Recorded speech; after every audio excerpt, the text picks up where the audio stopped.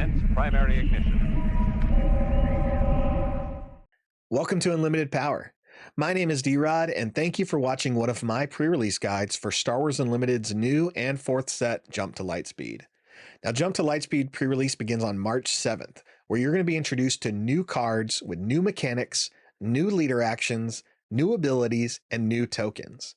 You're also going to see the growth among factions in Star Wars, like Rebels, Resistance, First Order, and Imperial. If this is your first time watching one of my guides, I'll let you know that we're going to be looking at commons and uncommons within this set that can strengthen the synergy with the leader you choose to play. There are going to be some great rares and legendaries that fit really well with some of these leaders, but the chances of you pulling a rare or legendary that does that is going to be a lot slimmer than your chance of pulling a common or uncommon in your 6 booster packs that can really fill out your deck and the theme you're working for. With that said, let's begin to look at some of these leaders and see what kind of fun we can have on pre-release day. All right, Admiral Holdo is here, straight out of the Star Wars sequels. Let's take a look at what she does and what she brings to the table. As an action, when she's on her leader side, you can spend 1 resource to exhaust her.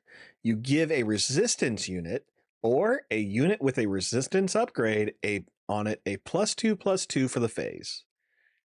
So this has a few conditions, but really this is pretty solid, and I wish I've seen this with other factions within Star Wars.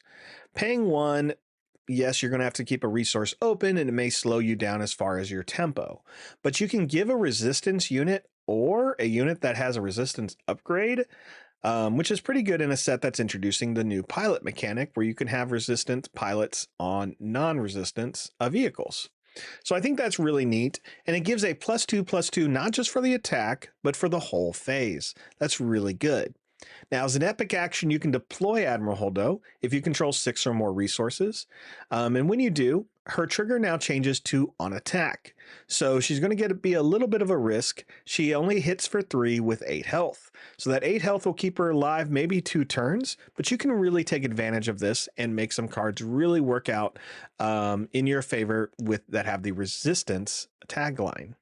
Let's take a look at some of those cards now. The first one's going to be the Veteran Fleet Officer. It is a 3-cost, 2/1 resistance unit that creates an X-Wing token. I like the idea that it is creating something in the other arena, ensuring that you're just spreading out your stuff, going wide a little bit, because if you have a resistance pilot, you can just go ahead and put that on the vehicle. So you have 2 options that you can work with after the turn they come out.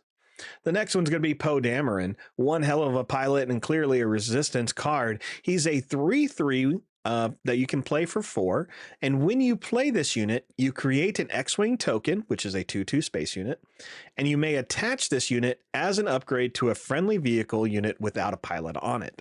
So again, he could jump to the X-Wing he just created, or he can go to another vehicle you already have in play, giving you that resistance effect.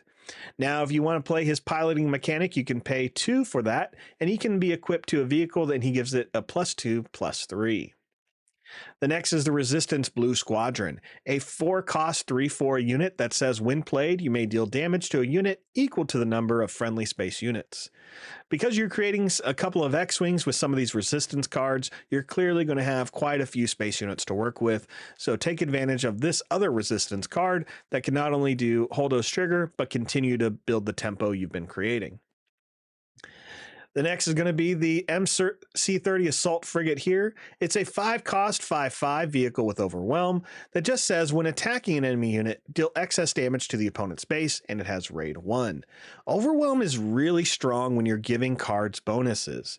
If you can equip something like Poe to the frigate, you've now created a 7/8 with Overwhelm.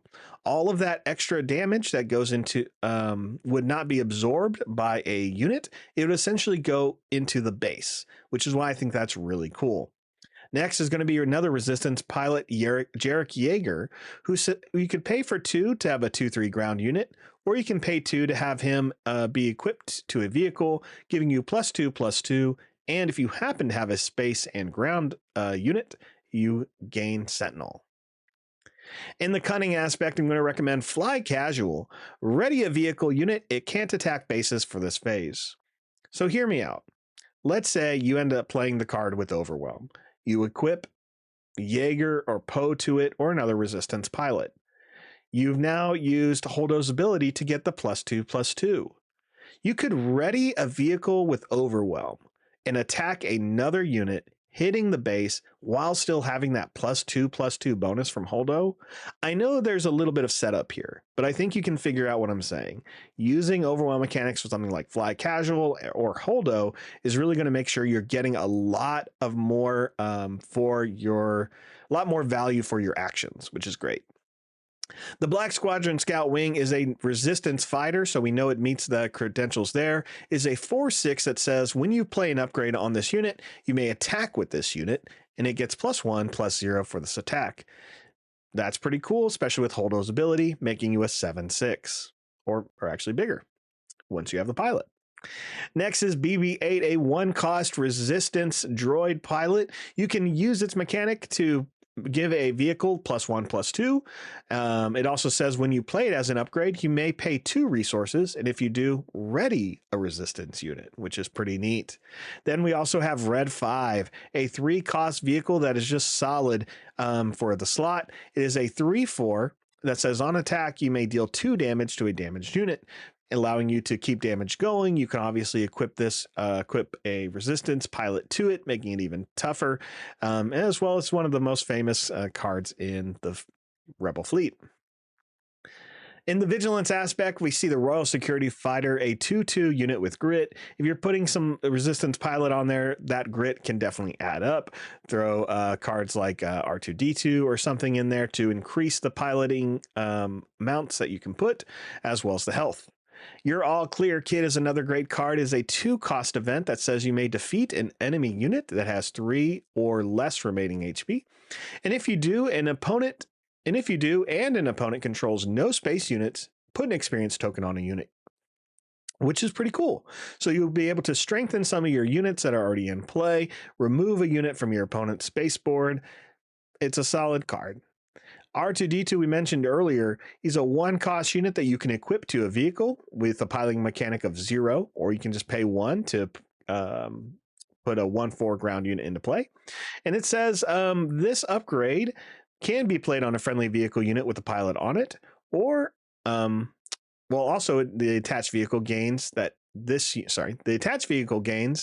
you may play or deploy an additional pilot to this unit.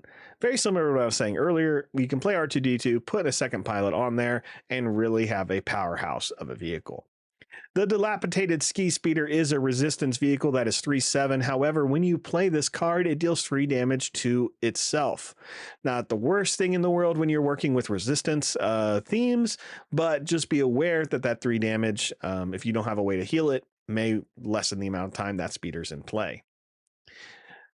For the non-aspect cards, we're looking at a few like the retrofitted airspeeder. Sometimes that ambush mechanic just comes in handy, and at a 5-cost, you can swing in as a 3/6, and you have the ability of hitting a space unit as a 2/6.